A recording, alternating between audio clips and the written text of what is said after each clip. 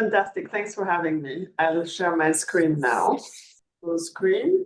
All right. Well, here we go. I'm really excited to present this work today, which is co-authored with Conrad Cording, who is an AI expert at Penn, and also, full disclosure, my husband.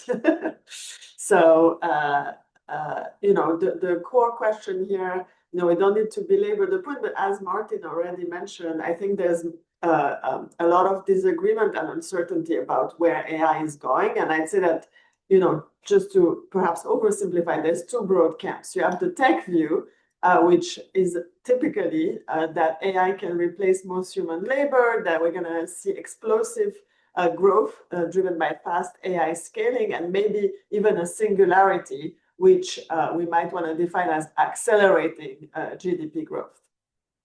And the Economist view, in contrast, is that AI is a form of capital or maybe a general purpose technology, like Martin mentioned, and there will be some growth gains that are positive but limited. And in the labor market, we're going to see some disruption from automation, mostly where labor is substitutable. And so the goal of this theory paper is to unify these views in a simple parameterized framework that allows us to make testable predictions. The core question I want to ask is, when does AI increase wages? When does it decrease them, and on what timescales? And just because we mentioned here job loss, unemployment earlier, in this simple model, I encourage you to think of wages as the total, the product, if you will, of employment and wages. So when I'm saying wages decline, you might want to think in your mind that there might be unemployment, depending on how the labor market adjusts. So here's an important piece of empirical work where I'm looking to motivate a core distinction in this theoretical paper, which is that we're going to distinguish physical tasks or physical sector and intelligence task or intelligence sector. And fundamentally, the way I want to think about this is that the intelligence sector, which is exposed to AI and can be eventually completely replaced by AI, is the kind of job that you can do behind your computer remotely, just like what we're doing right now. If that's all there is to it, eventually AI can plausibly do that. And to convince you of that, I want to show you this graph, which is a correlation by occupation. So each dot here is an occupation in the ONET classification. The size of the dot is the size of the US population in that occupation. And on the x-axis, you see the share of telework during COVID, so May, June 2020. That I chose that because it really shows you, at least at the time, maybe perhaps today we can do more, but roughly speaking, what kinds of jobs you could do completely online if you had to, which is what happened during COVID. And then on the y-axis, you see this one of the computations of exposure to LLM. So by occupation, what share of tasks are exposed to LLM, meaning that in principle, LLMs could do that. Doesn't necessarily mean that it's going to replace workers immediately, but in principle, the LLMs can do this task. And what you see here is a very strong positive correlation between remote work, so if an occupation can be done remotely, and the exposure to AI. And some examples of high exposure and remote occupations would be things like financial and investment analysts, market research analysts, and then on the other end, occupations that are less exposed and usually not remote are things like retail sales, nursing, construction work. So that should gives you an idea here. So the model that we rely upon to think about what might happen is a very simple model.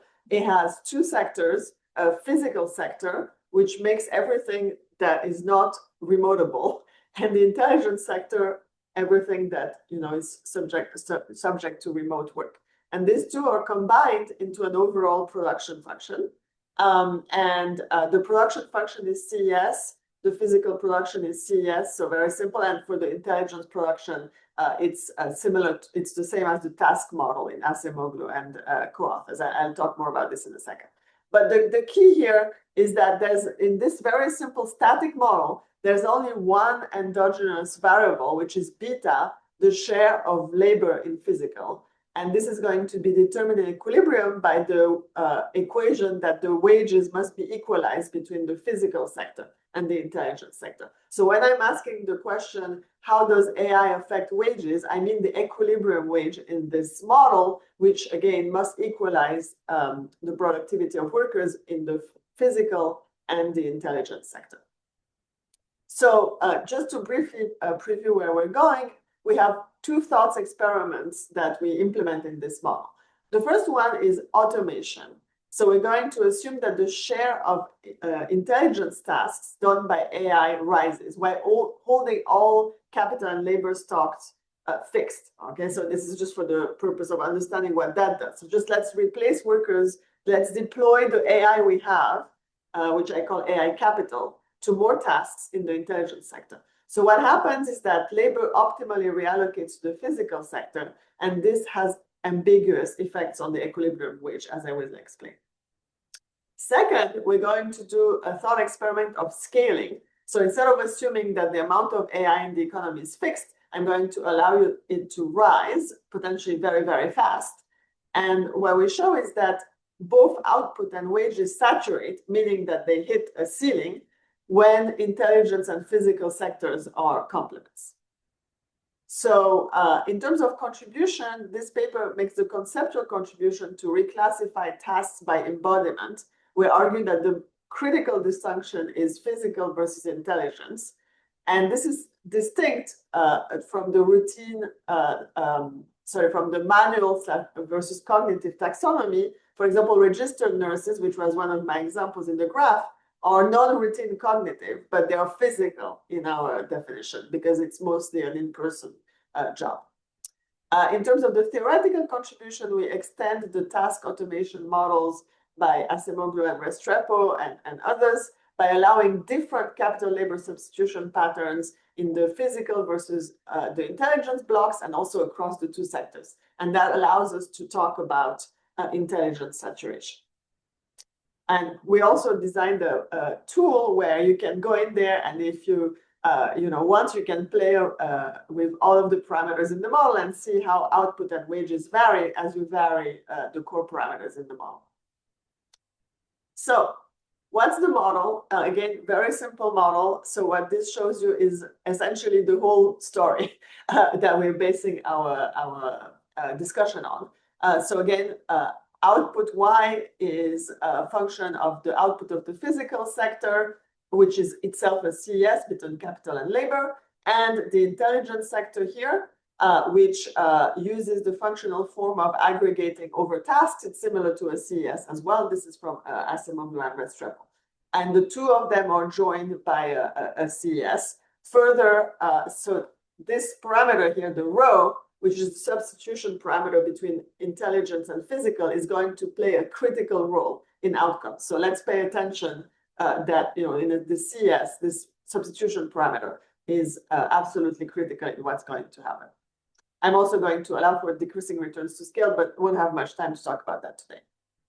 So again, a core insight from this is that if physical and intelligence sectors are complements, so rho is smaller than 0, and if the physical inputs are fixed, then scaling capital or AI, even if you could increase AI to infinity and increase the production of intelligence to infinity, Y, the output, would hit a finite ceiling, which we call this the phenomenon of intelligence saturation. You can add as much intelligence as you want. It has no economic effect in the limit as long as the physical capital and the workers are fixed and the physical and the intelligence are complements.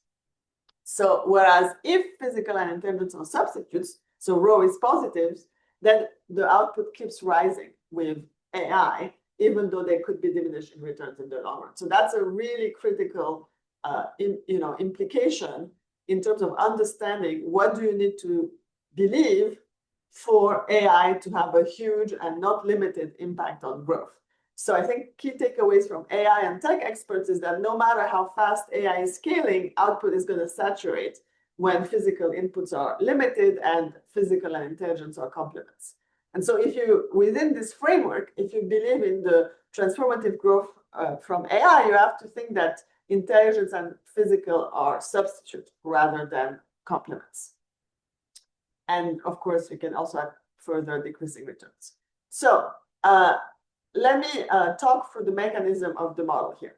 What automation does, and remember, automation means replacing intelligence tasks with AI, is that it pushes worker from intelligence into the physical jobs. And in this model, there is a decentralized equilibrium. You can read it as a static competitive equilibrium with two intermediate sectors that hire labor and rent capital, or a representative consumer that chooses between final goods in the two sectors, namely physical and capital. So alpha is the degree of automation of intelligence tasks. And for any level of automation, you can have the equilibrium value beta star, which equalizes wages between sectors. And you can show that under mild conditions and under substitution parameters, as automation rises, again, remember this means replacing workers with AI in intelligence, the share of workers in intelligence decreases and the share of workers in physical increases. In other terms, more workers move to the physical sector. And what's the intuition for the condition is that automation makes human labor less needed in intelligence, and critically, if physical and intelligence are not too substitutable, we need to rebalance the economy by putting more workers in the physical sector.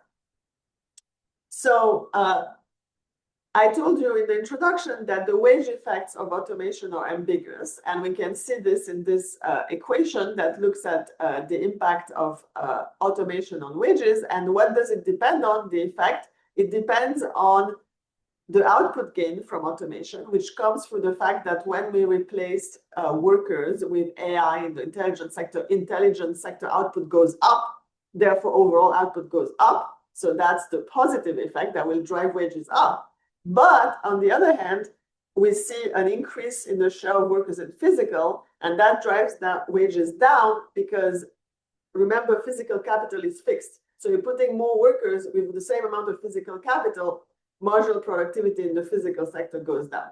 So which of those forces dominate determines the wage effect of automation by itself when we keep all inputs fixed. Okay, so that was the key insight from the model. Now let me walk you briefly through some simulation results. So I don't want to go through the details here, but we parameterize key parameters with empirical estimates from the literature. Again, if you look at our online tool, intelligencesaturation.org, you can put your own parameters in there and look at how wages and output change. So first result is that when automation increases, and remember, this is the automation experiment where all inputs are kept fixed in the economy. So when automation increases, more and more workers go to the physical sector, that's the blue line, and total output increases, that's the orange line. So this is one of the core results here that I want you to remember, is that when physical and intelligence sectors, remember that rho in the CS production function, are more substitutable, this helps output. Look at the green line on the left. Green is the top substitutability in this simulation, and blue is the less. So if you go from blue to orange to green on the left, meaning that there's more substitutability between physical and intelligence, you see a bigger lift in output as we automate tasks by replacing humans with AI. But if you look at the right side panel, that's the equilibrium wage in this economy, you can see that in the longer run, namely once we almost automated all tasks, the effects are opposite in the sense that the more substitutability you have and the more wages fall when we approach the full automation of intelligence tasks. So there is really a trade-off here between wages and output, at least at high levels of automation. Initially, wages grow in line with output and everything looks good, but that also tells us about the cautionary tale. Just because wages at first increase when this technological revolution rolls through and we're replacing more and more workers in the intelligence domain with AI, doesn't mean that it's necessarily going to stay this way, and wages could decline at high levels of automation, especially if physical and intelligence are more substitutable. So that's the first. Now, what happens to the labor share? So here, in this simple framework, I'm going to calculate the labor share as the wage to output ratio and plot that as a function of automation. And automation here is the share of tasks in the intelligence sector that are done by AI. Remember, we are replacing workers with AI in the intelligence sector. So what happens is that as we automate, the share of wages goes down in this economy. Now, this is driven in part by the fact that there's no, this is a static model, so there's no capital accumulation. So, within that, as we replace tasks with AI from workers, then you can see that the labor share goes down. And now I realized, so I want to briefly say, why am I saying that you can only replace workers with AI in the intelligence sector, not the physical sector? That's because the cost of robotics remains high and it's declining slowly relative to the decline in the price of AI. And so really the economic incentive is to replace people in this AI-able tasks, the remote kind of tasks, and not to replace them in the physical domain. Last point from the model, simulation. Now, let's go through other scenarios. So what the key takeaway from this is that even if you have fast exponential AI growth, wages saturate. So look at the blue line. This one uses the baseline parameters. And you can see here I'm making AI, instead of holding all inputs fixed, I'm allowing for AI capital that's used in the production of intelligence to grow extremely fast. So what happens there is that wages grow as well, very, very fast, but then they saturate. And so what you can see, therefore, is that if a lot of AI comes online very quickly, that can prevent wages from declining. But on the other hand, as long as, remember, intelligence and physical are complements, you hit the ceiling from the technology. And there could be other scenario here in the green line. You still see wages declining and then they grow again. So here, I didn't tell you, this line here at year 5 is full automation. So after that, there's no more workers in the intelligence sector. In the green line, you cannot see it here, but I made intelligence and physical substitutable. So the green line can keep growing forever. So there is no ceiling in that case. And the last point I want to introduce you today is I have this other companion paper that's about policy. And here I'm going to walk you very briefly through 2 policy options to address workers' reallocation during AI. So I want to make it clear that in my model, I assume that workers can instantly reallocate. But in reality, that's not the case. We know that workers usually go through periods of unemployment with significant wage losses. So we really need to beef up our social protection system for workers, to deal with this reallocation. Even if in the end they're going to find a job in the physical sector, there could be large unemployment and persistent unemployment until that transition happens. And so therefore, I'm proposing to consider 2 policies. One is AI adjustment insurance. This one provides more generous unemployment benefits, retraining, and wage insurance to workers who are displaced by AI. And it's modeled on a policy that exists in the US called the Trade Adjustment Assistance that did the same thing for workers who were displaced due to trade. So I'm proposing that we do that for workers displaced by AI. And just because, I think Martin mentioned training, I think it's very important when we think about training, not to limit ourselves to AI training, but rather think about what kind of training would help workers to adapt in this AI world. And in particular, this might mean allowing them to get training for the in-person kinds of jobs, such as training to become a nurse or work in in-person sectors. So it's really important not to limit our thought about training to, we need to train people to use AI. Certainly, it's good to be able to use AI, so there's a space for that, but we need to be thinking bigger and asking how can workers adapt. So that's the one plank. And so this one will, just like in my model, I was explaining that workers will have to reallocate across jobs. In order to reallocate, we need to also provide them with some cushion and some help. And this is the AI for workers who are displaced by AI. And the second plank of my policy proposals is the digital dividend. And this one is there in case, that in fact there is a permanent job loss, permanent loss of employment in the economy due to AI. And if that happens, I don't want us to, be in a situation where we don't have a vehicle to support workers' income or, people who can't find a job anymore. And so in that sense, I would propose that we are able to have a scalable digital dividend that is based on a tax on the digital sector that is invested in a fund. And then the dividend from the fund is broadly distributed back to citizens. So the idea is that this starts small and can be reduced if the labor market adjusts well to AI, or it can be scaled up with higher taxes, broader tax base, and of course, bigger dividends if you have durable AI-driven mass unemployment.